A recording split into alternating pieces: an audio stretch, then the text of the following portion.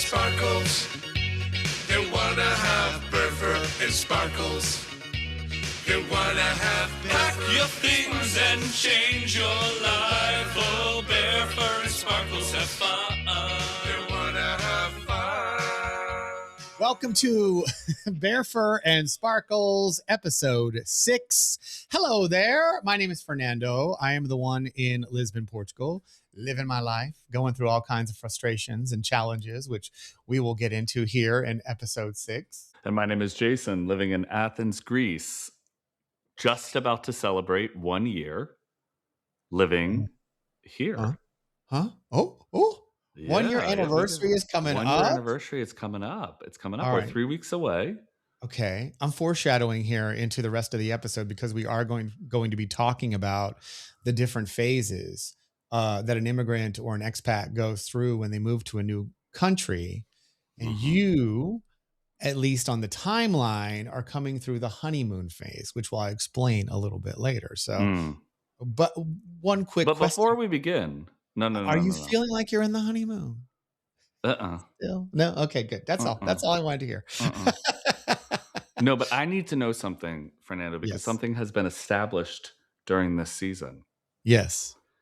Have you stolen anything recently? Oh my God. The look. Wow. I was about to tell you that my husband and I just went to IKEA last week and I did not steal anything. And you bought things for a house. We did. We've moved into a brand new apartment. Oh, well, new to us. I mean, this place has been around. God knows how long since Zeus. Yeah, I was able to get my husband into an IKEA for more than 15 minutes. And he even seemed to like going. Like, I was just like, wow, this is who is this man? This is not the man I married. He's avoids IKEA like, vagina. Like, it is not. Oh my. It's just not his thing. He doesn't like shopping in general, but especially like going to IKEA where there's going to be like tons of people, a lot of kids. He was an exchange student in Sweden. So, he has this aversion to sort of like forced Swedish culture. I'm sorry. I'm still caught up on your earlier comment, and it's now dwindling out. What? That he avoids IKEA like vagina? Yes. What do you think I'm still like spitting on? It's full of people and there's kids. I was like, oh my God, Fernando, we're going to have to cut that. I wasn't trying to make the comparison between IKEA and a vagina. I mean, sort of. Anyway. How are we feeling about Athens, Greece today? Like, you told me it's very warm. It's already pretty much summertime temperatures there. You want to be at the ocean. I want to be at the sea. I was at the sea yesterday. I was at this incredible nude beach yesterday. I had been there once. Yeah. It's about an hour's drive outside the city. I went there with a good girlfriend. I kind of clutched my pearls a little bit, not going to lie, because as we're trying to find a place to park, there is this daddy bear who's probably been on testosterone, injectables for a bit. He's huge. Okay. And he is literally leading his little muscle cub by the hand through this like tiny Greek beach town. And I was just like, ugh. I need to see more gay people holding hands in my life. I know, it is a beautiful thing. My husband said that once too. He's like, because we just went to Sitges in Spain a couple of weekends ago. Yeah. And we had a great time. And it was, but it's very early in the season. So you only see, there's only so many. It's still, on a Friday night, a Saturday night in Sitges along that one little, the walk of shame there. Obrigado. My husband just gave me my phone. Thank you. Or they call it Judgment Square because, there's like one point of it where it's like sort of a quad and like there's, there's parrots and as well as like some other restaurants and stuff where everybody just kind of sits outside and watches everybody, the passaggero. And, and of course you're feeling judged because everyone is looking at you. So you're like, you got to wear your cute outfit. Make sure you have a cute cub that you're leading along. But your big daddy bear and cub, were they both wearing like the big like chain link necklace? Oh no, it wasn't. No. They weren't locked in or whatever All that right. Oh, signifies. No, it was actually really, really, really, really adorable. And then we just so happened. I mean, it took us a while to find a place to park, but we just so happened to be like seated somewhat next to them, and it was new love. I mean, they would like they went to the sea to wash off, most likely. They were still kind of at half mast.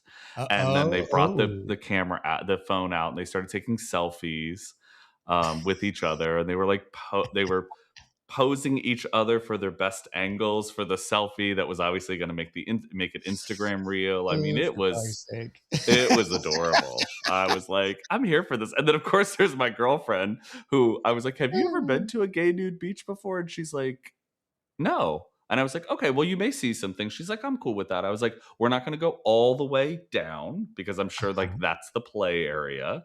I've All never been to right. this beach on the weekend, so I don't know how the areas kind of work. Mm. She said, but I'm cool with that. So, so when this all happened, I was just like, well, welcome to my culture. Now, wait, were you comfortable enough with this girlfriend to go nude, or did you just skip that? Yeah. I've gotten to the point where I just kind of don't care. Okay. Yeah. Good I for mean, you. the asterisk I put with it was like, I hurt my back and I haven't been to the gym in 3 weeks and I got kind of depressed. So I just ate, cookies and played PS5 and did my client work. So like, we're in a certain kind of state. It's not the Yeah. normal state. Yeah, no, and I love that you've arrived there because quite frankly, like if that were my bestie, like my female bestie, oh no, we're not going there. That's not happening.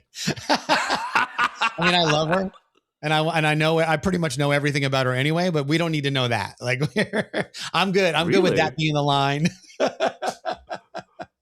Really? Oh yeah, Oh, yeah. I kind of absolutely. just gotten to the point that I'm just like, I don't care. It's a penis. Like, Yeah, and those are right. breasts, and it's a vagina. Like, it's whatever. It's just And body. listen, it's fine. And like I have seen her naked before. Like we have shared a room, but we like, like we're getting changed or whatever the case may be. Okay. And like that's okay. Like I don't care if, she sees my butt or even my penis. It doesn't matter. But but again, like it was in that context. But like to just hang out at a nude beach together, like naked, no, that's not gonna happen. I mean, I wouldn't do that anyway. Like, I'm not a nude beach guy. Like, I'm not the guy that's like, yeah, let's go to the nude beach. Like, I'll go because my husband takes me and because he loves that. He loves to be out. Oh my God. Are you the little muscle cub that the daddy bear is pulling along? Oh, no, he's not pulling me along. I'm usually leading the way. I'm good. But he's where's your enthusiastic. padlock and change? He's the one like, if we say we're going somewhere, he's looking on, he's Googling like gay nude beach in such and such. Like he wants to know where they are. And he has taken me to nude beaches across the globe. Some absolutely delightful. Others like, why the fuck did you bring me here? Wait, like what's the worst? The worst was in Croatia. And there was this, like, it was listed online as a nude beach and gay friendly. And what it turned out to be, like, we wound up taking an Uber ride about maybe 10 to 15 minutes away from the city from Dubrovnik. The really cool walled city where they filmed like Game of Thrones and all that. Game of Thrones and all that. So if you go like 10 or 15 minutes sort of beyond the city, but down the coast a little bit, there's like this old bombed out hotel from like the Balkan War, and that like they still haven't restored it. And like you kind of drive up to it and it's real dramatic because you're like, this is a massive hotel, like resort, like right on, it should have been like, it's like beachfront. But there's nothing in it. It's completely bombed out. And the windows are gone. Graffiti. It's crazy. Like as far as like, sort of like this post-war decay or urban decay, you're like, this is fascinating. And then you kind of go around it, and then the Uber driver drops us off like towards the beach, and we get out of the beach, and first of all, there's no one there. There's dirt and trash strewn all over the beach, including like syringes and dog poop and just stuff like, you can tell people bringing their dog there or whatever, and or doing drugs. And then you go there and it's literally like, it's the most unsavory people Dubrovnik has to offer are there shooting up naked, eyeing you up because they're like, what are you doing here? Like, what is happening? So completely uncomfortable. I think we were there for about 15 minutes. And then at one point, like I nearly stepped on a syringe and I'm like, okay, that's it. I'm out. Okay, we got to go. There's got to be. Is it San Francisco? What's going on? What is happening? Like, this is like if the Mission District had a beach, this is got to get out of here. No. But he did make up for it because later we found another naked. Well, he found another naked beach, and this one there's like this little island right off of Dubrovnik, and it's really a park, and you take a little like boat, like a tiny boat, literally, and you go across into the island, and you can walk around and you have a picnic. There's food, there's drinks, there's things like that. But if you walk a little further, as always, there's the gay sunbathing or nude sunbathing area. But that particular day, it was mostly male. And really, it's like these gigantic boulders that are just sort of there, right there along the sea. And you can dive off the rocks into this crystal clear, beautiful water. And like, I was so comfortable that I finally went naked. And at that point, I'm like literally like taking my bathers off. And suddenly like this tour boat comes around the corner and it's full of Asian tourists with cameras, and I'm like, and they're all clearly taking pictures, not necessarily of me. I think that they were just like, look, there's naked people in general. No, of course they were like, there's Fernando in the morning. Like, I got to get a picture of that. I'm sure these new iPhones, they're powerful. They got quite the telephoto lens on it. Well, they're going to need it. Let me tell you. All right. So I didn't realize I was going to talk about this, but speaking of nude beaches, I got to tell you about something that happened recently. So there's the place that is like the old school. They probably been cruising in public there since, ancient Athens. Okay. Right. Not that you really had to cruise in public. Like you probably could just, probably back in the anyway. Aristotle was out there in the streets dropping red hankies or something. Like that's how you did it. Exactly. So there was this spot that is open 24 hours a day. Yeah. And it gets going. And I have, picked up a gentleman or two and enjoyed myself. Okay. There was another spot much closer to my house that I did not really understand how it operated. Okay. And then some good Mary told me how it operated. And I had the most intense, amazing experience, and it had nothing to do with sex. Really? Yes. How I mean, does that we're happen? talking like, am I on LSD? Kind of like insane experience. So spring has sprung, right? The foliage is out of control. It's gorgeous. And in this specific location, you kind of disappear into not hedges, but like islands inside of a very active park. Okay. Not islands like you got to take a boat to, but like islands of greenery. Okay. Because the park is kind of organized with like a whole bunch of walkways. What time of day is this? Literally is happening every single hour. Like the middle of the day, you just disappear into the hedge and like stuff is going on. Except for the magic part is because the greenery is so intense right now, like, spring is really doing its thing. You literally, I mean, it's like that great meme of Homer disappearing into the hedge, or like imagine Alice, going down going through the looking hole. I mean, I literally had this moment where I was like, moved in through the hedge and I was like, I am in a whole other world that everyone outside, for the most part, knows exactly what's going on the inside. Sure. But then you get on the inside, and of course, all the games that get played in those spaces, the look games, there's no language really involved. It's like gay laser tag. It's like you're in a room. Oh my. And your eyes. I think you just explained my whole interest in public cruising. I loved laser tag as a kid. Fernando, how much are you charging me per hour? I never realized that. Gazer tag. Gazer tag. and oftentimes geezer tag, it Yeah, works. well, I mean, that's how they grew up. That's just what they did back then. They're not That's stopping. what we still doing. Calm down. It's not what they That- did. This is true. This is true. Well, here's a good time to shift topics right now. They just wanna They really do. So today we are talking about the 3-year itch. And before we started recording today, I asked you if you had heard about this. Is this a thing in Greece? Let me just tell you very quickly what it is. Here in Portugal, a lot of immigrants and expats make it to the 3-year mark. And this is usually where you've either had enough and you're like, I'm done. I can't do this anymore. It's just too difficult. There's too many challenges, too many inconveniences. If I want to go back to where I came from, or maybe even find another new place to live. Or you basically just fight through until you get to a point where you're like, okay, I guess I'm going to stay. So yeah, it's called the 3-year itch, or I like to call it 3 and flee. Is that a thing in Greece that you've heard of? I have no idea. I'm not connected with the immigrant expat communities here.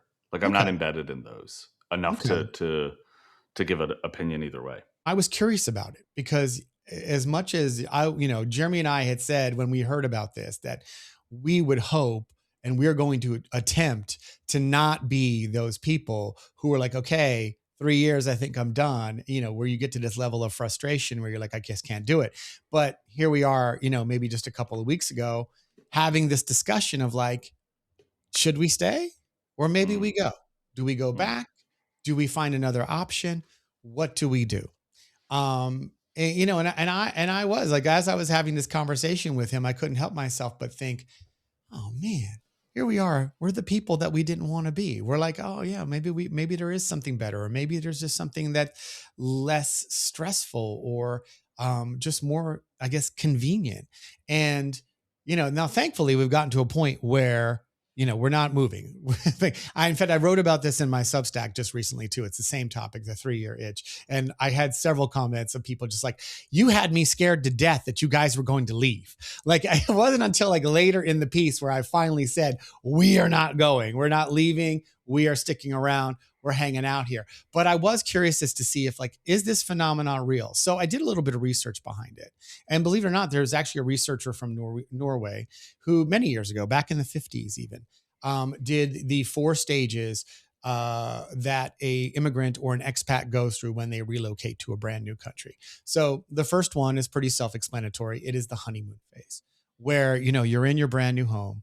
You can't believe you live there, right? Like you turn the corner, you see an amazing view. Or maybe in your case, Jason, you're riding the metro and you see a beautiful man and you're like, I can't believe he's here and I'm here at the same time. Like, I can't believe it. Just, where has my life gone in such a delightful way? Like, this is so awesome. Everything, right? And you're even like, while you're in the honeymoon phase, you can still be experiencing some things that you dislike. Things that make you uncomfortable or make you think, oh, I don't care about this right now, but I might care about this somewhere down the line here. And eventually, like towards the end of the honeymoon phase, you go into a second phase. The second phase is culture shock, which we have talked about on. So, I feel like Jason, with you, I know there was definitely a honeymoon phase with Greece. Then we even did an episode about culture shock. So, that was clearly you were in that phase. I was definitely in that phase. And for those who need like maybe a little bit of, definition to culture shock, obviously that's basically when you get into this period where you really are noticing these things. Not only are you noticing them, but you're now sensitive to things that are unfamiliar, things that feel foreign to you, make you uncomfortable, make you sort of question like, did I do the right thing? Did I really mess this up?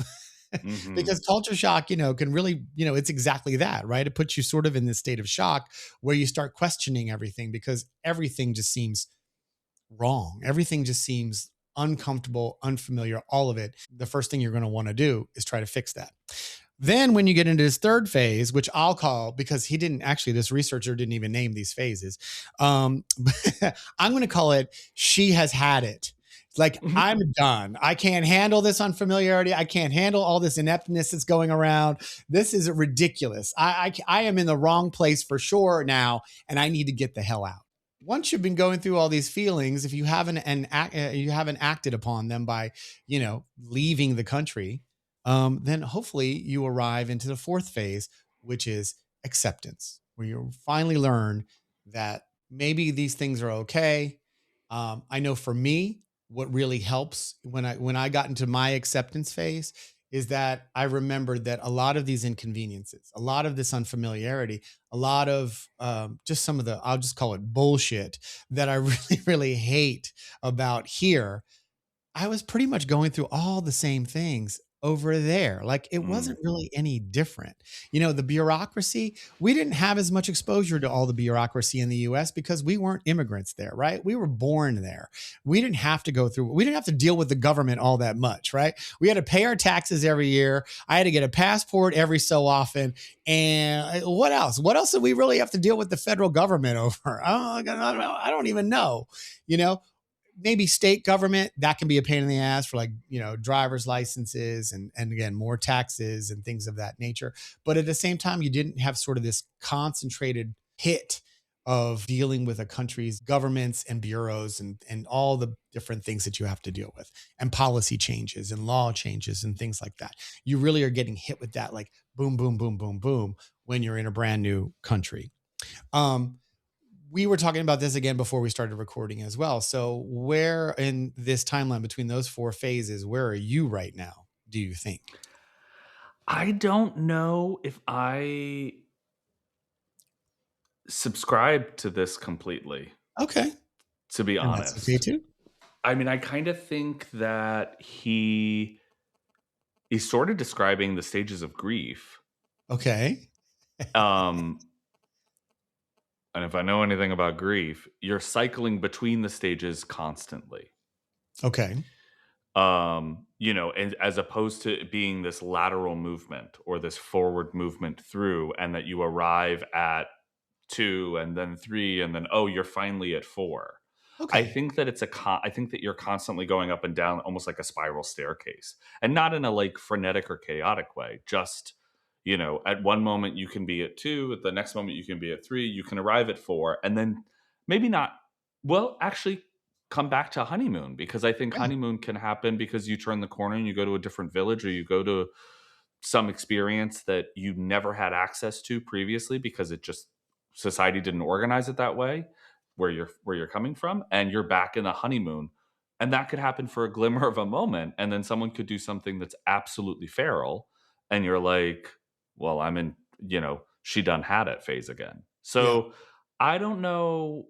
Well, Yeah. and to be fair, like I don't think this researcher necessarily kind of put this out there as something that you kind of fall through linearly, right?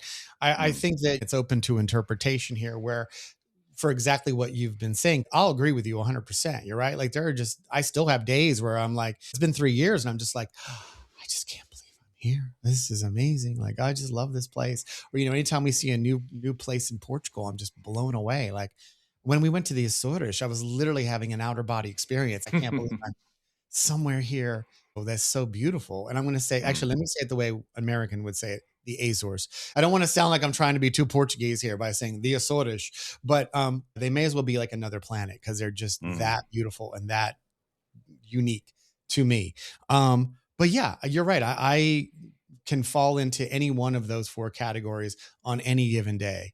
Like when we heard the news about citizenship eligibility changing from 5 years to 10 years, suddenly I was at She Has Had It, right? And then 10 minutes later, as I'm having a pastel de nata and looking out over, from my favorite kiosk at the view of the city, I'm back to honeymoon. It just cycles back and forth and back and forth. So, And I think that part of it, the reason why it really, for me, connects in some ways to the stages of grief is because what I have watched is navigating a certain type of grief about the ideas that I was going to have, uh, uh, the idea of the person I was going to be and the life I was going to have when I moved, mm, which, that's the propulsion that gets you over the hump to actually pull the trigger and make the move.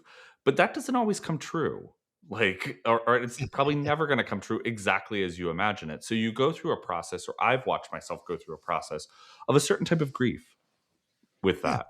No, absolutely. And I didn't leave California because I hated it. Right. But you know what? Sometimes I wish I did, because it would have made it easier. So there has to be, when you loved something, when you miss something, right? There is going to be these stages of grief where you look back and go, I wanted to come here because I wanted to just live differently. And Portugal offered something that was very attractive to me, as far as just taking my life in a different direction, and seeing if I can flourish and live here and enjoy what Portugal has to offer. It wasn't like I was saying, oh, I just don't ever want to see California again. No, absolutely not. So it's sort of naive to think that you wouldn't miss that, or go through some sort of grieving period where you're just like, oh man, I did really love what I have, and now I don't have it anymore. And I need to process that. I need to come to terms. And I mean it even less so of a kind of like, I miss what I had in the past. I'm talking about a kind of idea of self, Mm. a certain Okay. type of self, right? A Like who self you that were back there. who you were back there, who you had possibility to be, um um who you were going to become when Mhm. you moved. And maybe that isn't actually the person that you became. Maybe it's something else. I mean, I Yeah. think that like this is a really curious process that I have chatted with a lot of friends who are either living in Greece and weren't from here, or are in other countries. And um, what we have kind of discussed is why that specific country, right? You guys could have moved to Italy. I could have moved to Spain or Portugal, right? Those were Yeah. places that I was considering. Um, I even looked at Slovakia, given my uh, ancestry. But there was something about Greece that called me here. And then I got here, and there are certain parts of the culture which are absolutely feral. Feral to the point that they drive me crazy. And I knew that coming in. It wasn't like that was new information, or it's not like that information suddenly appeared. I was navigating all of that stuff in long-term trips. And I kind of just realized, I was like, oh, I think there's just certain feralness that my own personality is asking for, you Give me like know? an example, like what, when you say that, like there's parts of the culture there that are just feral, like what are we dealing with? Getting all this is a really light example, but the amount of times in which I have been bum rushed while I'm trying to leave a train door or a bus door, to the point in which I've almost fallen over because a grandmother, all the way down to a child, it doesn't matter, will literally try to get on the bus before the people have gotten off the bus. Yes. I mean, and it's physical, and Uh-huh. it can get physically violent sometimes even, right? And I don't mean that in like people are throwing punches, but like people are getting knocked in the knocked. Um, that's a kind of light example. Like I just was at a jazz festival this weekend, and a Greek woman. I had this really funny experience. I was there with my friend Tassos, and I had gotten a burger, and Tassos was like, "Do you want a drink?" And I was like, "Oh yeah, yeah, yeah." He's like, "You go and start. I'll go find us drinks." Right? I'm surrounded by this group of Greeks at this picnic table at this jazz festival, and they start asking me where I'm from and why I moved here and all that stuff. And I said, some days I love it, and some days it's really, really difficult.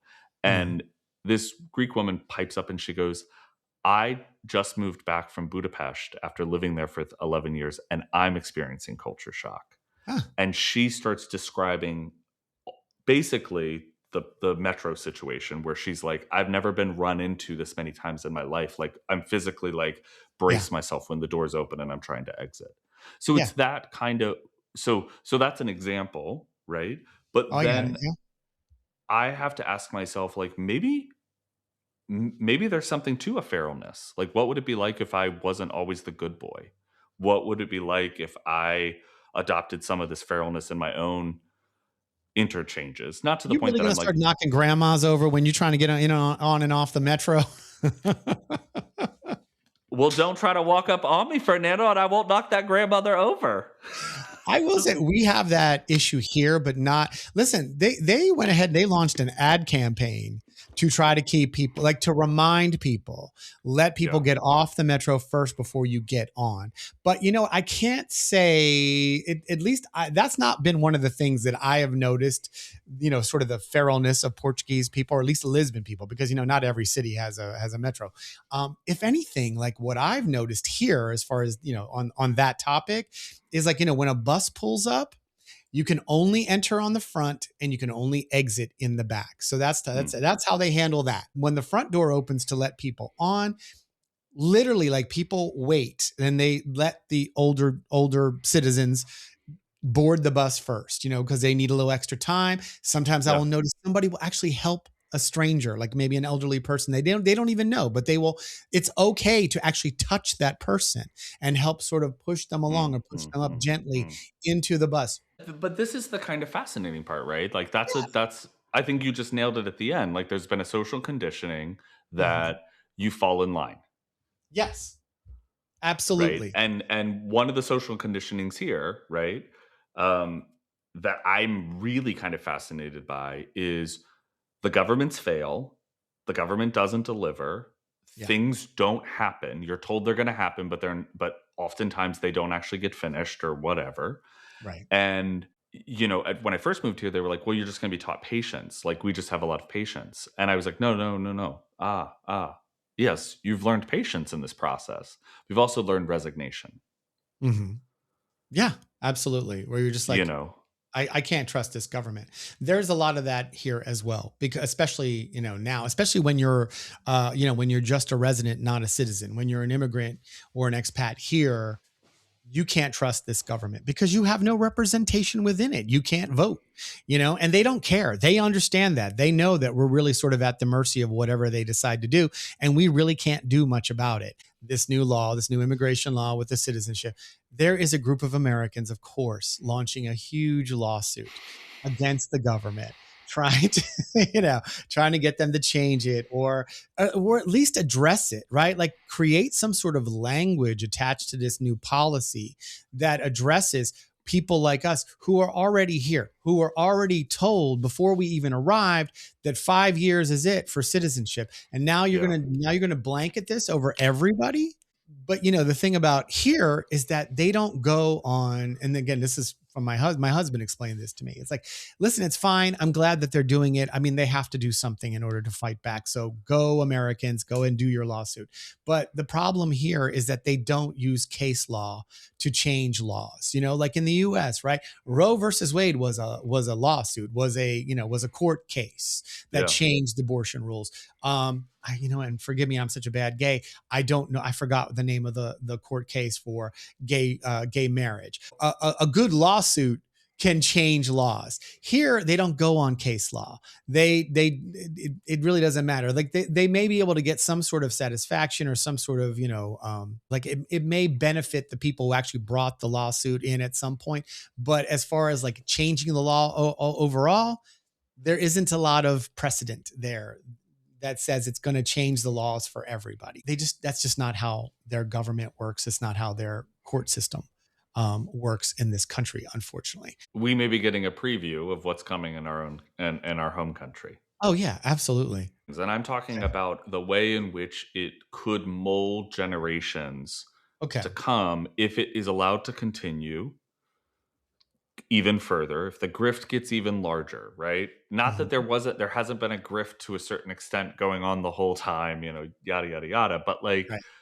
I tried to buy a computer monitor. The transaction went through. My credit card was charged. Okay. Um, I was given a delivery date, a delivery window. When the delivery window expired, I was told it will come this next date. So I canceled the transaction. I was refunded the money. I found a different, it's like their Amazon, sort of. I'm not even Mhm. going to say their name. I don't want to give them any credit because I find the whole operation a hot mess. Found a different retailer hosted through this business organization, bought from them. Delivery date came and went, and they said, "We're so sorry. Even though we've charged your credit card again, even though the retailer has made the money, they no longer have that product at that price point, and we cannot find that product from another retailer at that price point." Oh my God. Yeah. How do you sell something you don't even have? Exactly. So what I but for all of the evilness that our big, you know, online shopping companies have, there's a relative guarantee that when you hit that pay button, that Uh-huh. product is going to arrive. There may be a slight delay in shipping, but that Yes. product will arrive. Right. And so we take it as an almost expectation that if someone says they're going to do something, they're probably going to do it within a certain, like, if a government entity says this is going to happen, it's going to Yes. happen. I mean, I just think like there's corruption and then there's this kind of generational breakdown Right. that that I've walked into. I'm living here where, people just go, oh well, Yeah. sorry, No, signal you're me. exactly right. That's the thing, and maybe um, because there is no sort of repercussion, like as litigious as Right, we think the right, U.S. is, right? When you do something illegal, it's bad practice, right? There's going to be some sort of consequence for that. Either people are not going to use your website to shop anymore, right. and you're going to lose business and lose money, which is really what it's all about, or you're going to face some sort of legal ramification, and at the very least be tied up in some lawsuit you don't want to be tied up in. Here, because people really don't sue over those type of things, they are fine to make promises and then be like, okay, yeah, we'll figure this out later, or not figure it out at all. It scares you a little bit because, again, as distrusting as we are in the US, we still have trust in things, because we can get done, or we can get the product, or we can do whatever we spend our money on. We're going to get what we intended on spending our money on. Whereas here, sometimes we'll see, maybe, I don't know. Yeah, who knows what's going to happen now? type Yeah, of type of feeling. And they're okay with that because they've lived with that for so long that it's completely okay. yeah, Um, but eventually, I mean, again, that last phase, it's acceptance, right? Where like you kind of get into that resignation feeling as well, just like everybody else around you, that you're just like, okay, it is what it is. And the one thing I know I've definitely learned about is that things are not as urgent as we think they are in the United States. Like in the US, everything is urgent. Everything needs to get done right now. And not only does it need to get done right now, but it needs to get done well. Here, they're like, nothing is really that important. mhm. It'll get done. It may not be on your timetable, but it'll get there. You will get to completion at some point. You just may have to get angry and tell a bitch off before it happens, but it's gonna happen.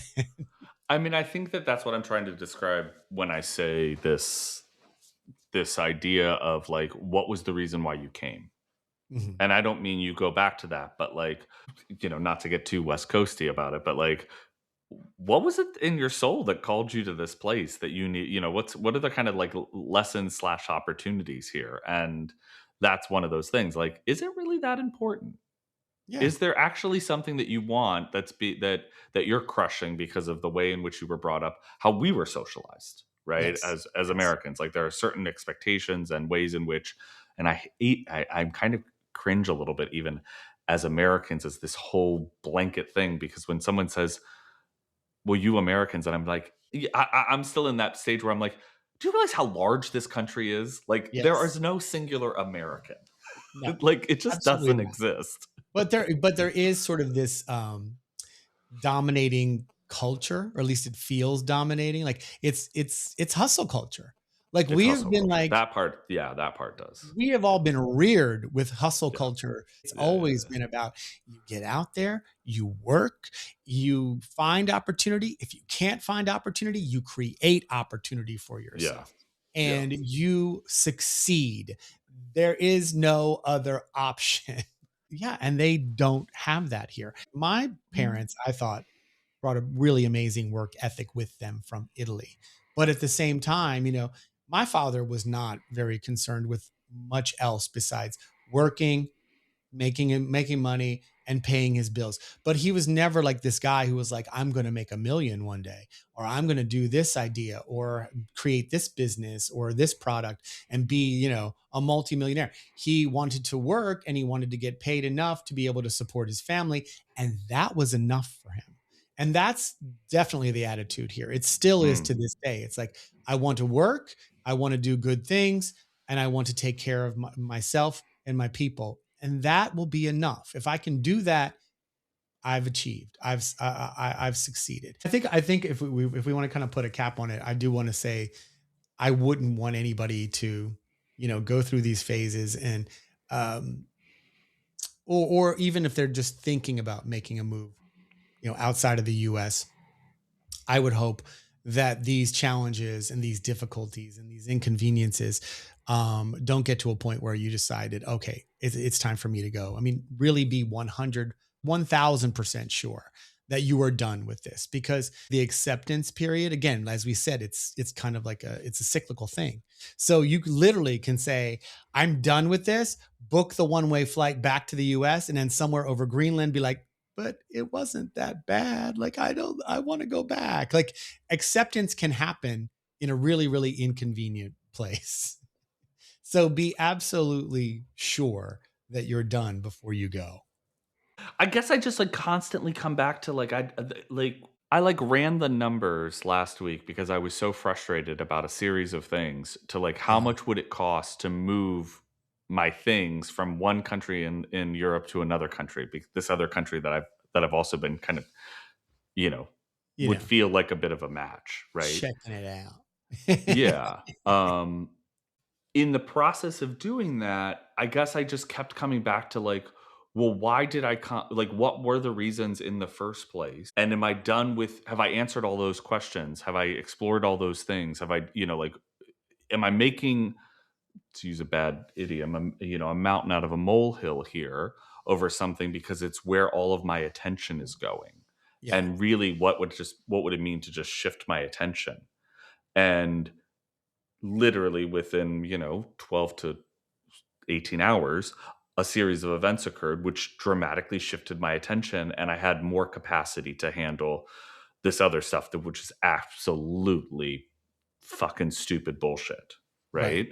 Yeah. But as you said, we dealt with all that bullshit when we were living in San Francisco, when we were living in the Bay Area, when we were living in Philly, when we were living in New York, like all of those places. So, and it's just it's a perspective shift. And so I come back to like at the kind of soul level of like where you're at in your life, what are you doing? Why are you doing it? Right. And maybe it's painful because like this is the process of being sanded, this is the process of being ground down, and I don't mean that in like a physical violent way. I'm saying like this is the process of, you asked for certain types of change, and it's not just going to come with an Aperol spritz and a bandana around your neck. Like, it's going to come with a little bit of work. Absolutely. You always have to go back to what you said. Why am I here? And the reason you're here is because you like it here. You wanted to be here. So don't give up so easily. You know what? Keep going, keep pushing, fight through, go through these challenges, go through all of this, because I really do. I think in the end, the improvements to my life and to our life, my husband included, are going to outweigh any sort of stress or inconvenience that we went through along the way. It's all going to be worth it at some point, and probably very soon. At some point. At some point. We just don't know. No, it's worth it. It's worth it. For sure, no, it really is. I think so. Yeah, I actually think so. All right. Listen, I wanted to go through real quick, like as we get into sort of the tail end of episode 6, which, by the way, I guess we should let everybody know this is going to be the final episode of the first season. We're going to take a little break. I got some. We're going on a summer break. Summer break. You got some new beaches you want to go to. I mean, we need some time. I'm a real estate agent. I got to do some work. I got to sell some houses. So yes, this will be the final episode, but I do want to send a shout out to my dear friend, Diego, who I have a story about, but I will tell you why I'm bringing him up today, because he has become a big fan of Bear Fur and Sparkles. In fact, he says he listens to a lot of podcasts, but this is the first one that has ever mentioned a butt plug. And I think he appreciates that. He appreciates that. He also had a little criticism for you, Jason, because he wants to know why you think, not that it's bad being, I'm not using homosexual in a derogatory form, but, he wants to know, like, why do you think I'm so gay? Because I keep plates and dishes and forks and knives in my storage unit, but yet you brought a gigantic, larger than life-size dildo with you as an art piece to Greece, as if it was like some sort of kitchen necessity. We need to back a few things up. Okay. First thing is I did not bring a dildo. I brought a porcelain butt plug that is not for bodily use. It is an art piece that was made by an artist in San Francisco. It's a piece of sculpture. Picture it. It's ivory white. It stays ivory white. And it's like the blue and white porcelain plates. And there's a drawing on it of a gentleman in a uniform, and he is mining for diamonds. Okay. It's an incredible piece. Okay, that's the first thing. All right. But it did come over with you, right? When bubble wrap. Yeah, of course. It was in my luggage. Yeah, in my hand carried luggage, so it didn't bust. I'm envious. Yeah, well, you should be first, and second, I'm a homosexual. Like, I'm happy to be a homosexual, and I love other homosexuals. So, like, it's. Thanks for listening. I just love that wasn't something that went into the storage unit so that way you could figure out how to get it over there later.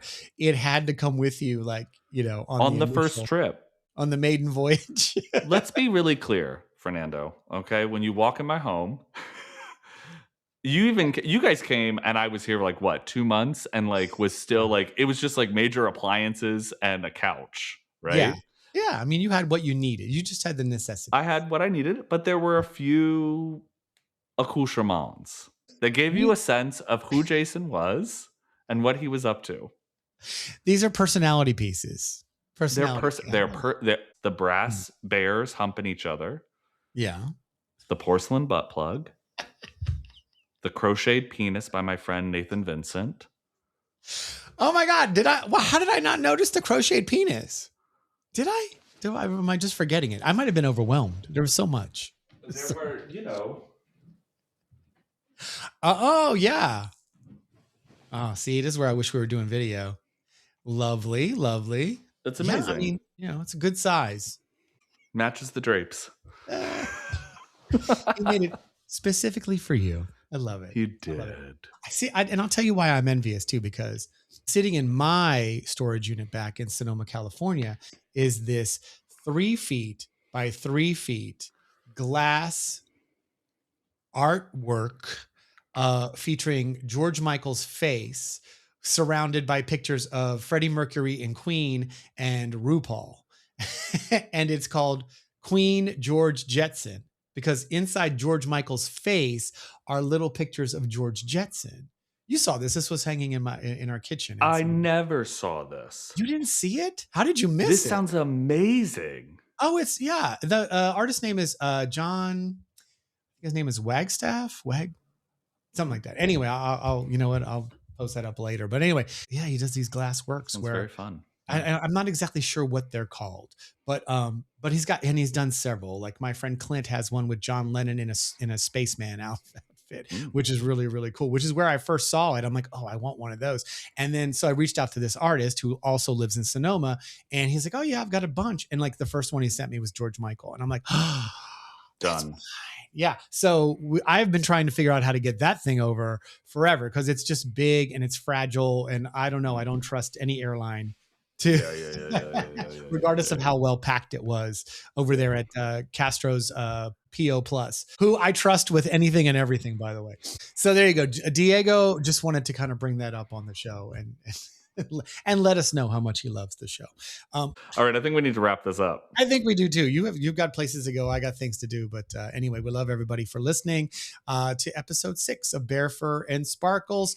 Remember, stay strong. Don't let that 3-year itch affect you. And we'll talk to you after the summertime. Bye, everyone. Yeah. They just wanna hug.